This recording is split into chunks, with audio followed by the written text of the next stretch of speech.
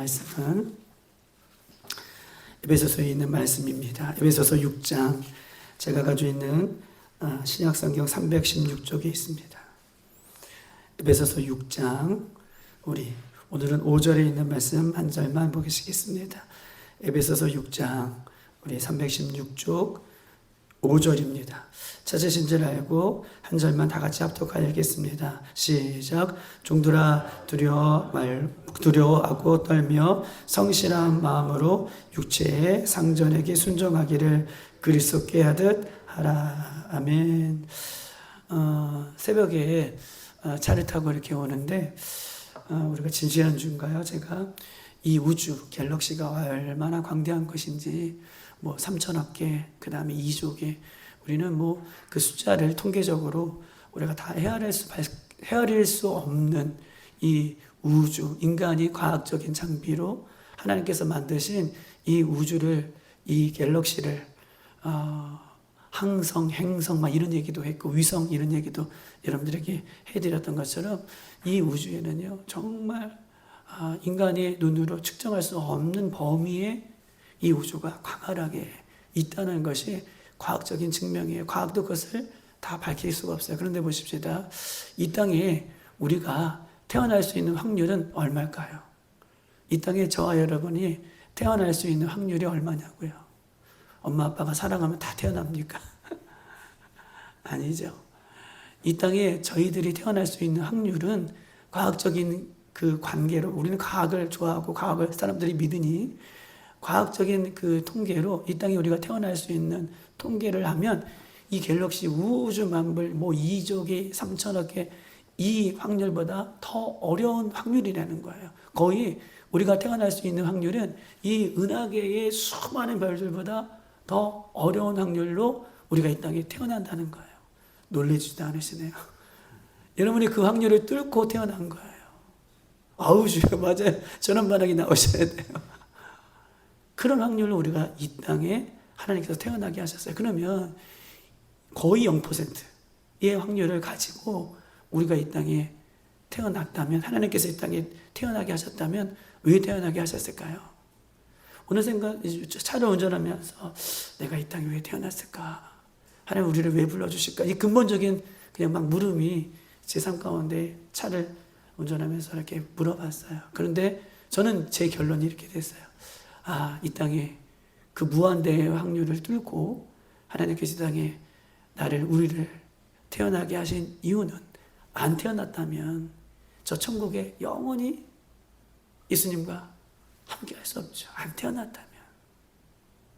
이 땅에 내가 존재하지 않는다면 그것이 슬픔이든 행복이든 기쁨이든 감사든 은혜든 이런 상황들이 이 땅에 비록 있을지라도 이 땅에 내가 태어나지 않고 이 땅에서 내가 예수 그리스도를 믿지 않는다면 우리는 영원한 저 천국에서 내가 사랑하는 예수님과 내가 사랑하는 그분들과 믿음의 선배들과 영원히 살 수 있는 기회가 없는 거죠. 왜? 존재하지 않기 때문에 우리는.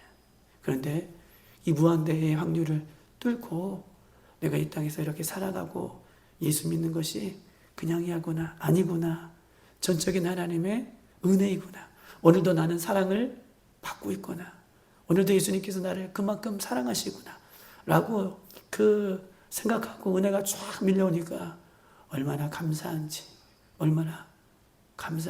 오늘도 예수님께서 그 확률을 뚫고 여러분들을 톡 집어 사랑하신다는 것을 기억하시고 오늘도 예수님을 붙들고 승리하는 저와 여러분의 삶이 되시기를 주님의 이름으로 축복합니다. 성령 충만한 삶은 어떤 것인가? 우리 에베소서 5장 18절 술 취하지 말라, 이는 방탕한 것이다 라고 얘기하고 있습니다. 그러면서 성령의 충만을 받으라. 성령의 충만을 받은 사람들은 어떤 특징이 있습니까?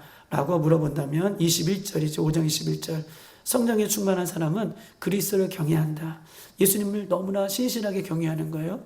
그리스도가 경외됨으로 어떻게 해요? 피차 서로 복종하는 삶을 살아가는 사람이 어떻게 해요? 성령이 충만한 사람이에요. 5장 18절 성령의 충만함을 받으라. 그러면 성령 충만한 사람은 어떤 것인가? 21절 예수 그리스도만 경외하는 것입니다. 예수 그리스도만 경외해요. 그 예수 그리스도가 경외하는 모습이 어떻게 드러나는가?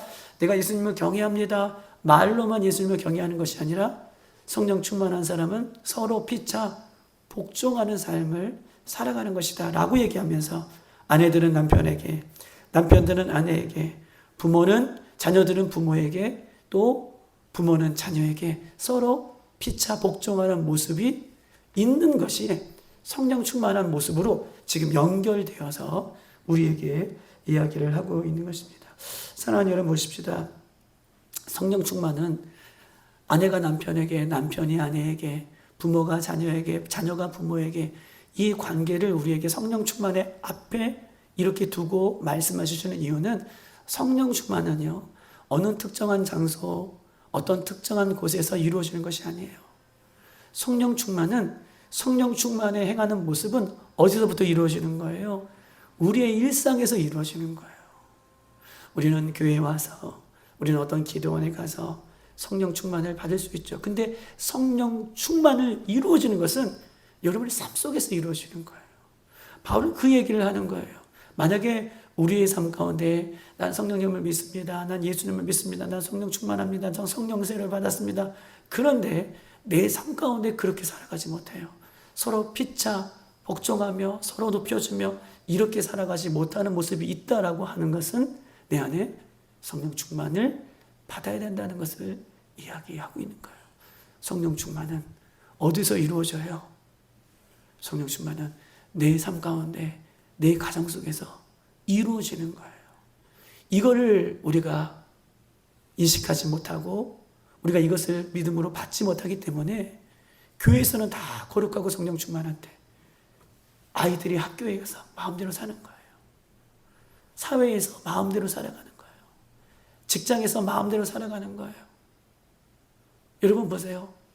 또 가정에서 마음대로 살아가는 거예요. 여러분 우리나라가요, 한때는 예수 믿는 사람들이 몇만이라고 그래요. 1000만이라고 얘기해요.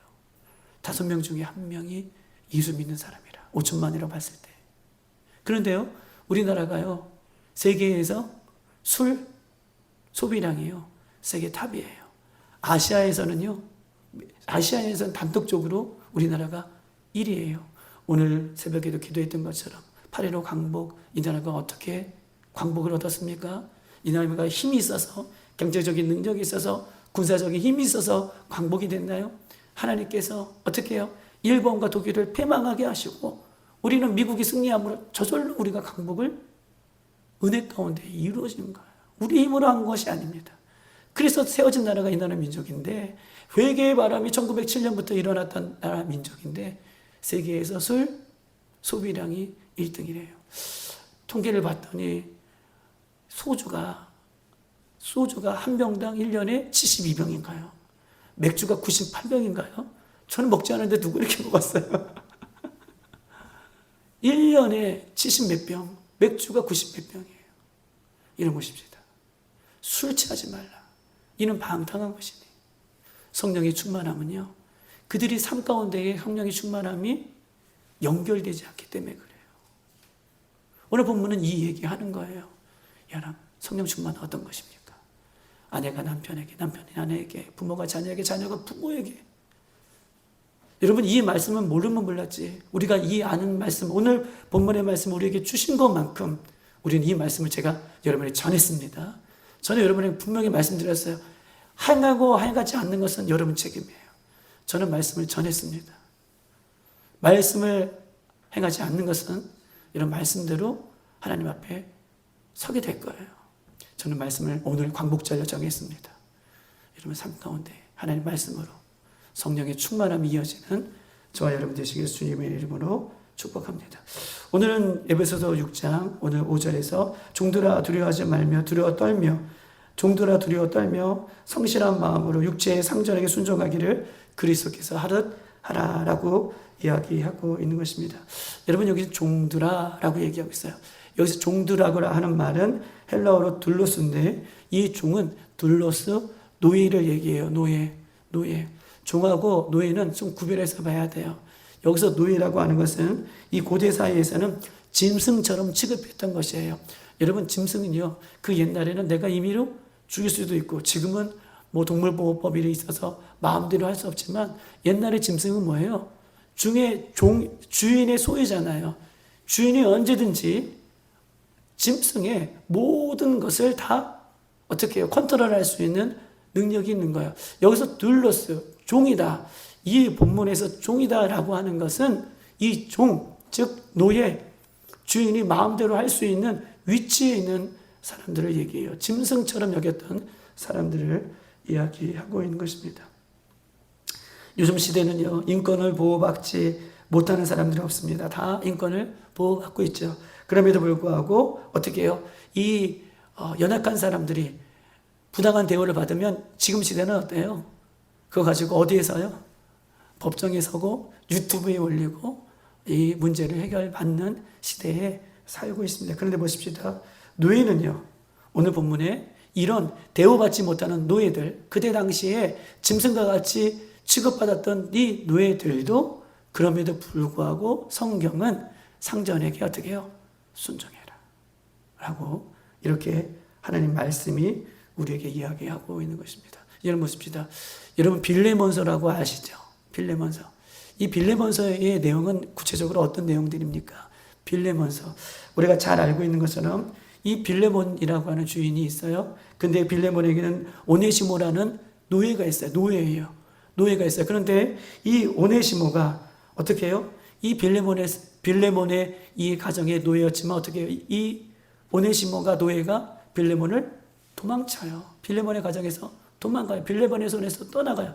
노예는요, 상전의 소유이기 때문에 도망가면 안 되는 거예요. 그런데 여러분 도망가 버립니다. 도망간 이유에 대해서 여러 가지 이유가 있어요. 그런데 성경은 정확하게 밝지는 않지만 훔쳤다고 하는 그 이야기가 있지만 성경이 이것이 직접적으로 이 오네시모가 훔쳐서 도망갔다라고 하는 표현은 없습니다. 그러나 여러 가지 이야기 정량상 아마 빌레몬의 물건을 훔쳐서 도망갔다라고들 대부분 그렇게 이야기를 해요. 그런데 보십시다. 이 오네시모가 도망가서 누구를 만나요? 바울을 만나죠. 바울을 만나고 오네시모 이 노예가요 어떻게 해요? 회심을 받아요. 그러면 회심을 받고 도망간 노예 그 오네시모가 회심을 받고 난 이후에 바울이 뭐라고 고백하냐 하면, 야 오네시모야, 너 예수 그리스도 믿었으니 넌 자유인이야. 너 도망가서 열심히 자유롭게 살아라 라고 말합니까? 아니죠. 도망가서 열심히 자유롭게 살아라 라고 얘기하지 않아요. 그 오네시모를 누구에게 돌려보내요? 다시 빌레몬에게 돌려보내요. 다시 그 주인에게 돌려보내요. 그런데 편지를 씁니다. 오네시모가 돌아가면 이제 노예로 생각하지 말고 너의 형제로 생각하라. 형제로 받아들여라. 이렇게 얘기해요. 여러분 보세요. 노예가 어떤 삶인지 알아요. 그럼에도 불구하고 바울이 오네시모를 만나고 풀어준 것이 아니라, 자유롭게 마음대로 살라는 것이 아니라 다시 빌레몬 너의 주인에게 돌아가라 라고 얘기하고, 바울은 이 빌레몬에게 오네시모를 노예로 생각하지 말고 이제 내 형제로 생각해라 라고 편지를 보내는 내용이 빌레몬의 이런 내용인 것입니다. 여러분 말씀 한번 찾아보십시다. 우리 로마서 13장에 있는 말씀, 로마서 13장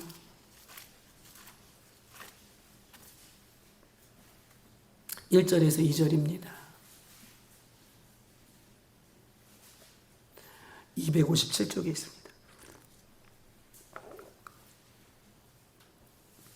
1절과 2절 다 같이 시작. 각 사람은 위에 있는 권세들에게 복종하라. 권세는 하나님으로부터 나지 않음이 없나니 모든 권세는 다 하나님께서 정하신 바라. 그러므로 권세를 거스르는 자는 하나님의 명을 거스림이니 거스르는 자들은 심판을 자취하는 것이라. 각 사람은 위에 권세를 두셨는데 그 권세에게 복종하라. 왜냐하면 그 권세가 누구로부터 왔어요? 하나님으로부터 왔어요. 각 사람 위에 있는 권세들은 그 사람이 잘하든 못하든, 그 사람이 누구이든 권세는 누구에게 주는 거예요? 하나님이 주시는 거예요. 그래서 그 권세에게 복종하라. 순종을 넘어. 오늘은 이 에베소서 6장 5절에는 순종을 얘기하고 있는데 복종하라는 거예요. 왜냐하면 그렇게 하지 아니하면 2절에 권세를 거스르는 자는 하나님의 명을 어저께 어명이요 말씀드렸죠. 하나님의 명을 거스림으로 어떻게 해요? 심판이 임하게 되는 것이라 라고 이야기를 하고 있는 거예요. 여러분 권세를 누가 주셨습니까? 하나님이 주셨어요. 하나님이 주신 권세 앞에 순종하고 복종하라 라고 얘기하고 있습니다. 말씀 한번 더 찾아볼게요. 마태복음 5장에 있는 말씀입니다. 마태복음 5장 41절.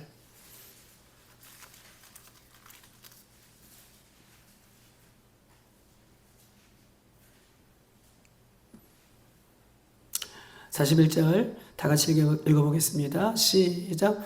또 누구든지 너를 억지로 오리를 가게 하거든 그 사람과 심리를 동행하고. 이 해석은 여러 가지 우리는 이 말씀을 가지고 또 성경적인 해석합니다. 뭐 원수 여러 가지 내가 마음에 안 드는 사람이 오리를 억지로 가자 그러면 심리를 가져라 라고 하는 이 말씀의 배경이 있어요. 이 말씀은 그런 배경으로 쓴 말씀이 아니라 이 말씀은요, 여러분 보십시다. 예수님 이 당시에는 로마가 어떻게 해요?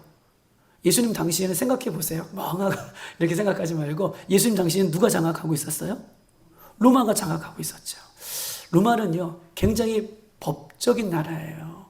로마는 법으로 다 해요. 그래서 노예들, 종들을 데리고 어떤 부역을 할 때에 노예나 종들을 데리고 부역할 때에 법적으로 몇 리 이상 걸어가지 못하게 되어 있냐면 몇 리 이상이에요? 오늘 본문에?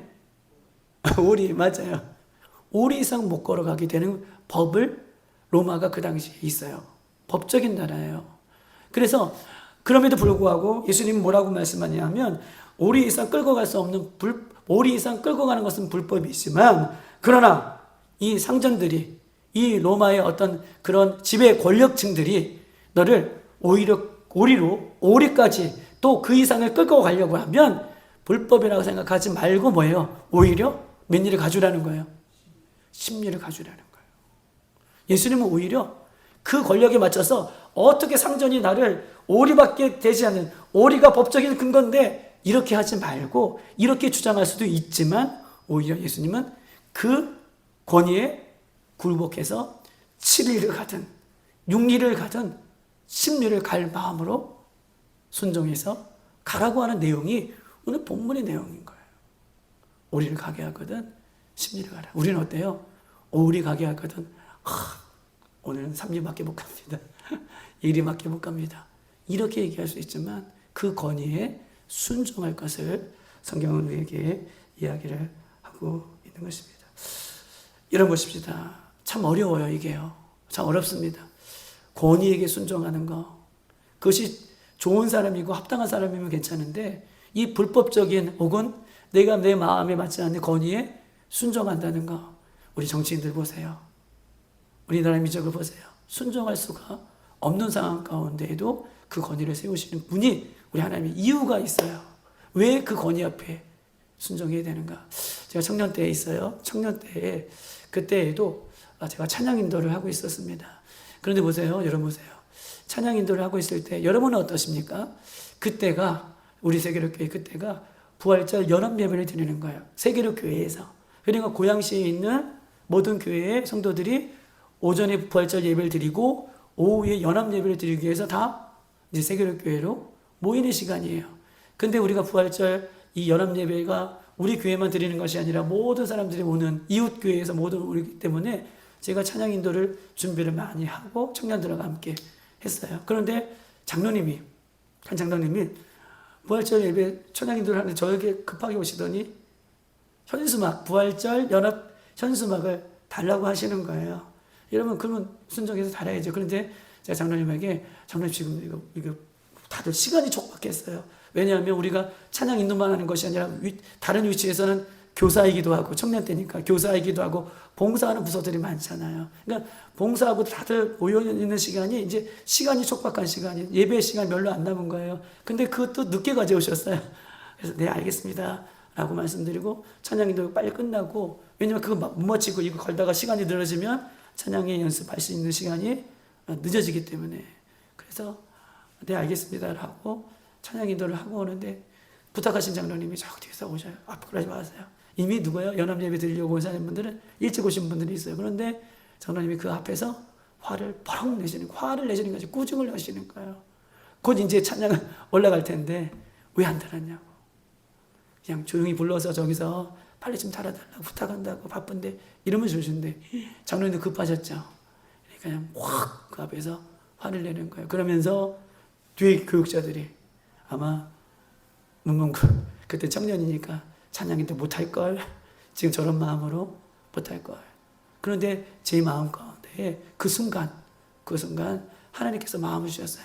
예수님은 이거보다 더 그죠?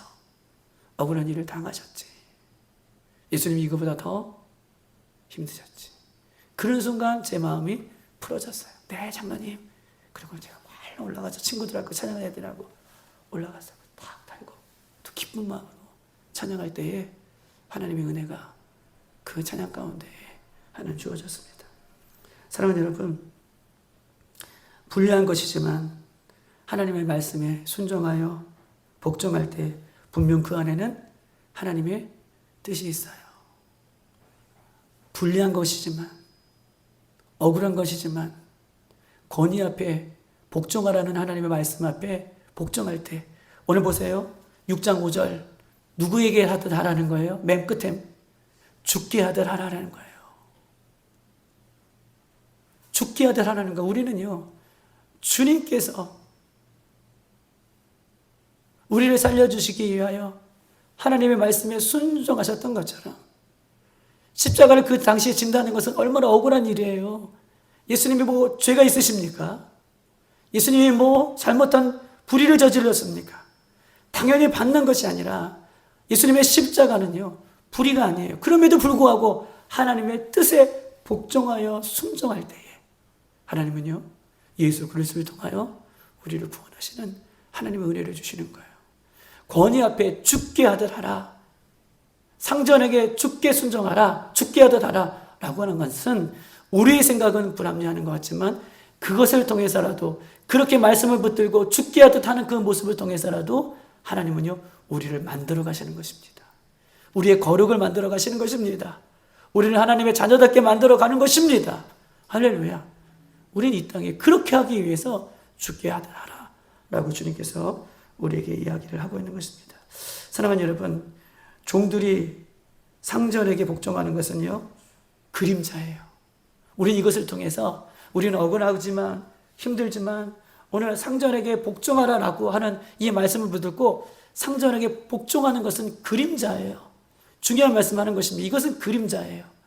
우리 위에, 인생 위에 진짜 상전이 누구예요? 아멘.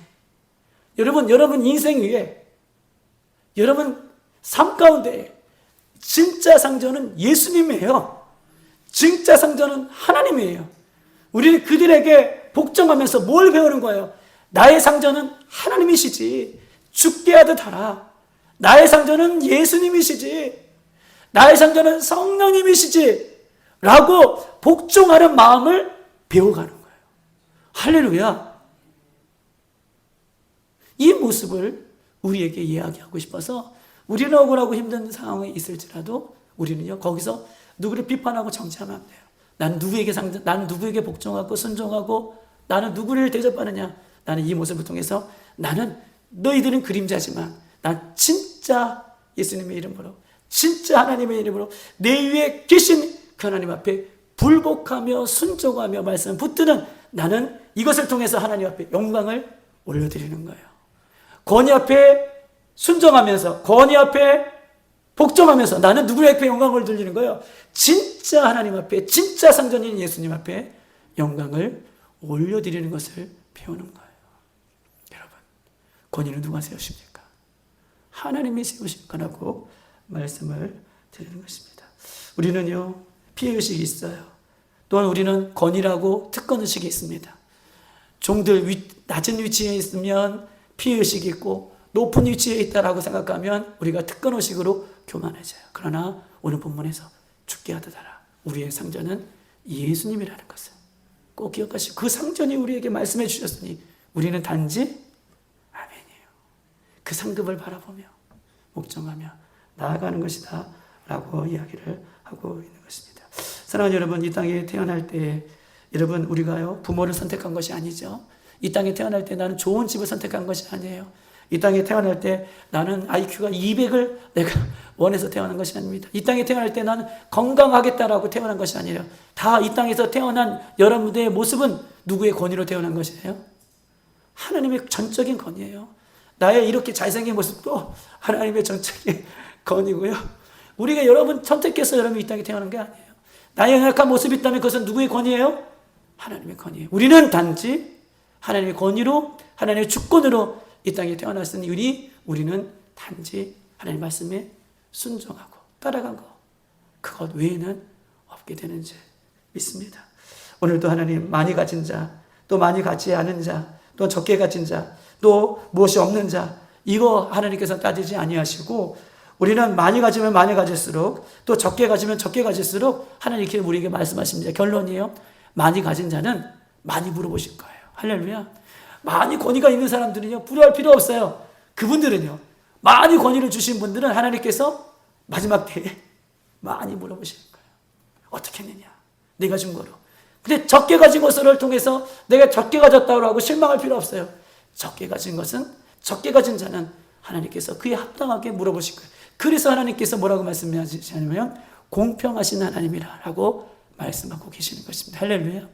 공평하신 하나님, 공평하신 예수님, 오늘 이 새벽에 만나주셔서 여러분의 생각에 모든 것들을 내려놓고 오늘도, 오늘 하루도 내 인생의 상전이신 그 예수님 앞에 오늘도 복종하고 순종할 수 있는 상급받는 여러분의 인생이 되시기를 주님의 이름으로 축복합니다.